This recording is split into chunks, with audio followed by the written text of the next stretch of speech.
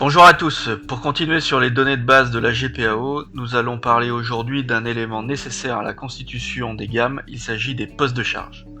Allez, c'est parti. Nous voilà dans SetGix3. Avant d'aborder les postes de charge, nous allons parler des centres de charge, car il est impératif d'avoir au moins un centre de charge sur un site auquel nous rattacherons l'ensemble des postes de charge. Petit rappel de ce qu'est un centre de charge. Il s'agit d'une entité qui regroupe plusieurs postes de charge, main-d'œuvre, machines, voire sous-traitance. La définition d'un centre de charge dépendra principalement de l'organisation de votre entreprise. Regardons ce schéma. Nous avons une ligne de production, c'est bien entendu schématique, nous pourrions avoir un atelier moins linéaire comme celui-ci.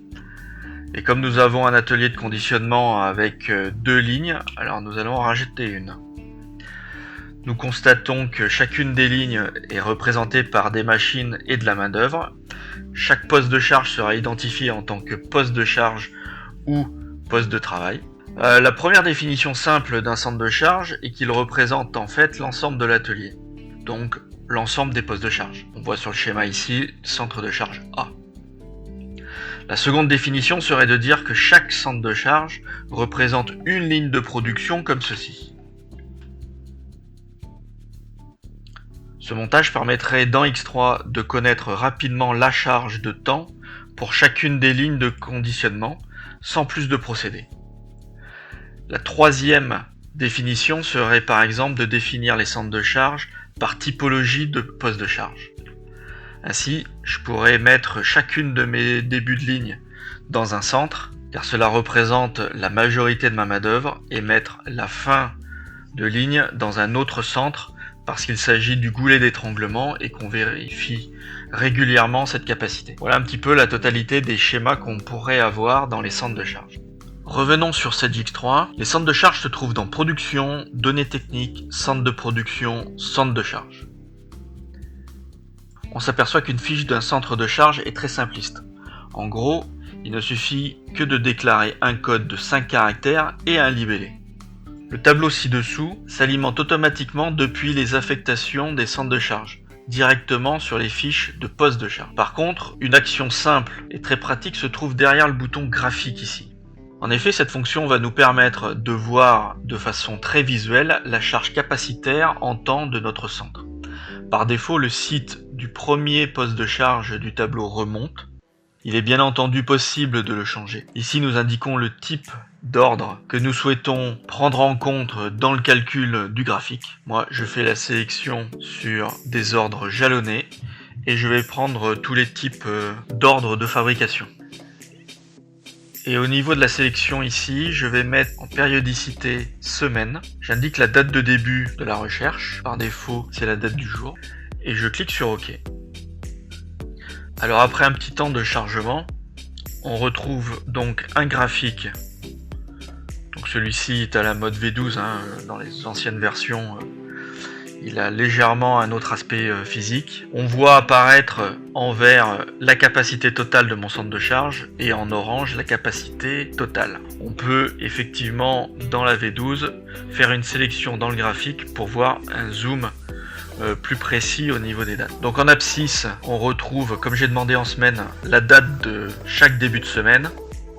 Et en ordonnée, en fait, c'est un nombre d'heures. Mais l'intérêt de ce graphique, ici, c'est de voir donc en un clin d'œil que mon centre de charge, au final, a beaucoup de temps libre. Alors, on va voir ce qui se passe plus précisément sur ces 2 premières semaines. Donc je vais quitter ici. Je reviens sur mon tableau de paramétrage de charge graphique qui s'est réinitialisé. Donc je vais remettre jalonné. Ici, je vais laisser en jour et je lance. On voit que mon graphique est légèrement plus détaillé car on voit réellement la charge ici jour par jour. On voit que j'ai une capacité supplémentaire finale en fin de semaine et en début de semaine ici et une montée en charge également de mes OF fermes. Je ferme ici, donc je reviens sur mes centres de charge. On va aller maintenant dans les postes de charge. Les postes de charge se trouvent exactement au même endroit que le centre de charge. Production, données techniques, centre de production, poste de charge. Un poste de charge s'identifie principalement par un code à 5 caractères également. On détermine le site sur lequel le poste de charge se retrouve, une désignation, son centre de charge, qui est une donnée obligatoire, et sa typologie, machine, main-d'œuvre ou sous-traitance.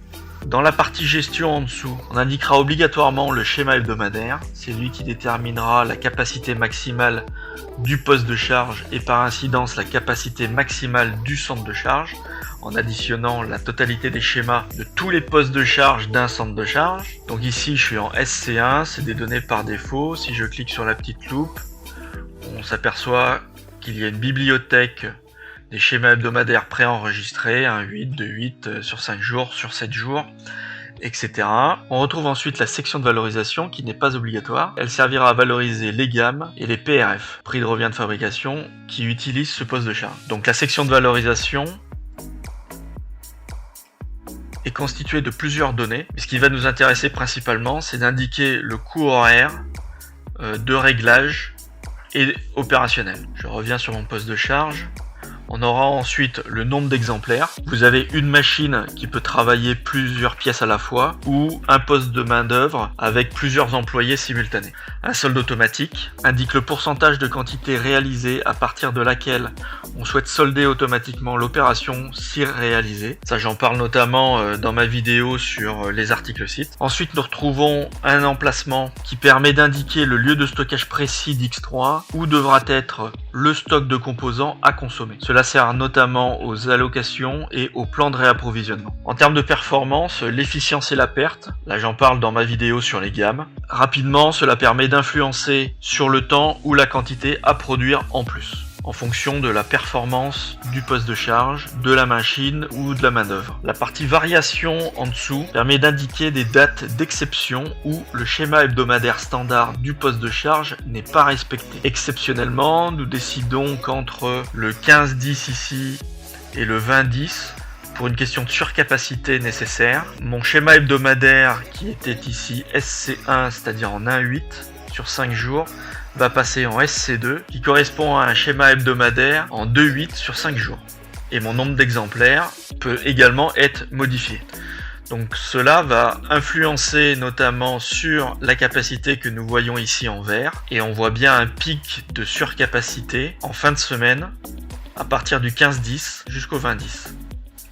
Alors attention, après chaque modification de variation, il faudra bien penser à relancer le recalcul de charge et rejalonner vos OF afin que les capacités soient représentatives de votre paramétrage. Le recalcul de charge se trouve ici, je vais faire abandon pour le faire apparaître. Ici, donc c'est une fonction, à partir du moment où vous cliquez dessus, elle va se lancer et elle va lancer le recalcul de charge. Suivant la volumétrie des ordres de fabrication que vous avez dans le système, cela peut prendre entre 30 secondes jusqu'à voire 10 minutes. Généralement, une fois qu'on a fait le recalcul de charge, on va effectuer, si vous utilisez le jalonnement au niveau de vos ordres de fabrication, un rejalonnement. Et ce sont ces deux actions qui feront qu'ici la charge sera mise à jour. Une astuce également au niveau de ce graphique charge, le premier bâton qui apparaît sur l'histogramme sur la date du jour représente généralement les OF qui sont en retard. Si je clique sur un des bâtons, je peux aller sur l'encours de charge qui va permettre d'arriver dans la consultation des encours de charge. Je fais une petite recherche et on voit l'ensemble des OF qui sont dans l'encours. Également, nous avons un bloc remplacement. Donc ce bloc remplacement permet d'indiquer le ou les postes de charge qui peuvent être prioritaires lors d'un remplacement exceptionnel de postes de charge dans les OF. En effet, sur les OF, dans l'onglet Opération, on peut cliquer sur les trois petits points au clic droit pour ceux qui ont une ancienne version, sur la ligne d'opération et effectuer un remplacement de poste. Alors le système proposera un poste parmi ceux indiqués ici en priorité. Admettons, donc on va mettre une priorité 2. Et ici, admettons, je mets un autre poste. Je mets une priorité 3. Il nous indique que le centre de charge est différent et que le type de charge également est différent. Je vais faire abandon ici. Donc le bouton jalonné ici va permettre de prendre en compte la totalité des OF en cours contenant ce poste de charge là, présent dans une de leurs opérations, et rejalonner la totalité des ordres de fabrication pris en compte, afin de recalibrer la capacité et le timing de fabrication de ces opérations en fonction de la charge. Alors bien entendu ici on est en capacité infinie, donc une fois que vous avez fait le rejalonnement, bien allez vérifier au niveau de vos opérations que l'ensemble de vos dates soit cohérente. Cette vidéo est terminée, j'espère qu'elle vous a apporté quelques éclaircissements sur les centres de charge et les postes de charge. N'hésitez pas à mettre des commentaires à la suite de cette vidéo si vous avez des questions ou besoin d'informations supplémentaires. N'hésitez pas à vous abonner à la chaîne et puis à mettre un petit pouce bleu et je vous dis à bientôt.